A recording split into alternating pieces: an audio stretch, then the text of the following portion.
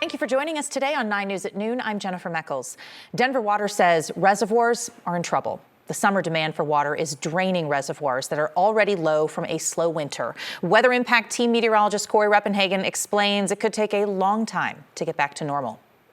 Yeah, those water levels will continue to drop in our reservoirs as we go towards the winter, and they won't come back up at all until we get into the spring months and have our next snow melt. It's not that the rain isn't insignificant, but about 80% of the water that goes into those reservoirs is snow melt, and we're coming off the driest winter in Colorado history, so we're already depleted, and now we've gotten into the summer months where the demand for water is really going up, and the hotter and drier the weather is, the greater that demand is. So those reservoirs are reaching record to near record levels all across the state of Colorado.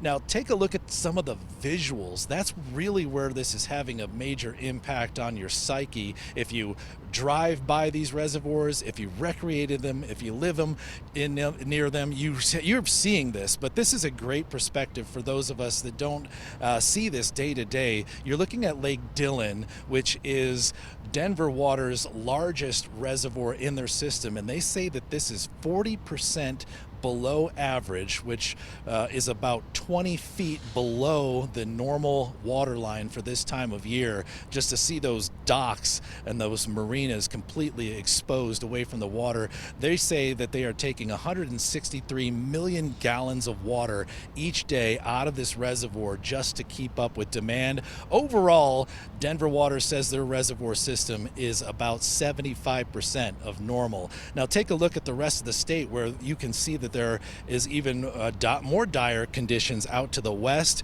in the reservoirs in the Gunnison River Basin, which feed into the Colorado River Basin, and the reservoirs in the Colorado are all about halfway to where they would normally be this time of year. And if you look at the individual reservoirs, how they are ranking, you can see like Lake Dillon we looked at there, that is its fourth lowest mark in history.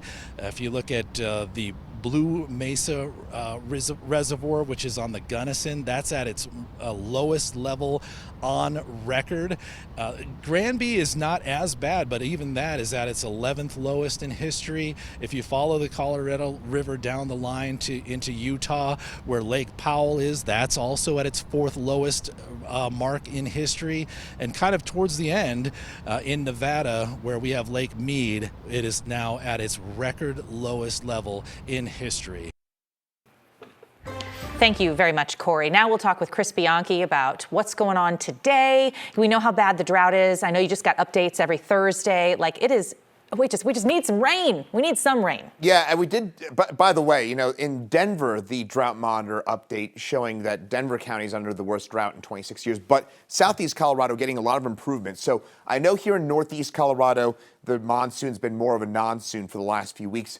Southeast Colorado in the mountains, where we need it the most, that's where we've had the most beneficial moisture. I'm going to have more on that coming up later today as well at 4 o'clock. Now, we are seeing a fair bit of smoke over the Front Range, and this is thanks to wildfires that are burning in the Pacific Northwest, Washington, Oregon, as well as Idaho. That smoke seeping down to Northeast Colorado. Already 88 in Denver today, heading up to our 43rd day at or above 90 degrees so far this year. That is the 6th most 90-degree days year to date on record. Next 12 hours will drop down in the 70s tonight, but today we top out in the upper 90s, daily record of 100. Probably safe, but outside chance we get there later on today.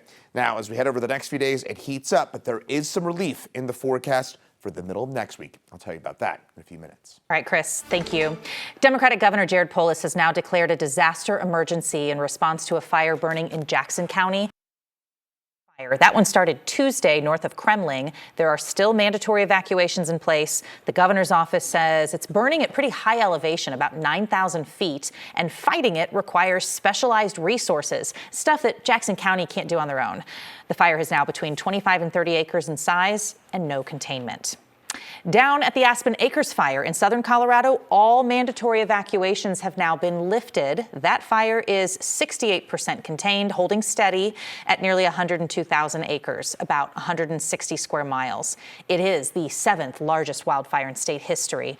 Crews have been battling that one for about 6 weeks now. Fire departments across the whole state say they need more help dealing with all of these emergencies. According to the Colorado Division of Fire and Prevention and Control's new fire service needs assessment, members of 122 fire departments were asked these questions. They say they need an additional 2,100 paid and volunteer positions, about 25% of their current workforce. 2/3 of departments reported their current funding is just not enough to carry out all of the department operations. That's what's going on here in Colorado. Out in Washington, the 3 major fires in Spokane have only grown. Now they've burned more than 10,000 acres. Roughly 800 homes and buildings have been destroyed. Thousands of people still can't go home, and officials say the evacuation orders will not be lifted anytime soon because the conditions are just too unpredictable and too dangerous. Firefighters are bracing for heat and gusty winds this weekend, which could spread those flames even more.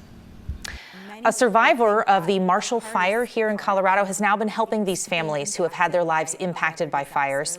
Erica Solev lost her home back in 2021, and now she runs a nonprofit that offers support for people who fall under the category of extreme weather survivors. The hardest part is doing this work, helping other survivors, is such an honor, and it gives me strength and hope. Just like every parent wishes better for their own kids than they had themselves, I feel the same about this.